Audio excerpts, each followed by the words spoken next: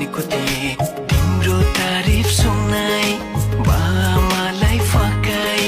तिम्रो तारिफ सुनाए बामालाई फकाई ए आउँदैछु अहिले न तिमीलाई हेर म त बाजा बजाई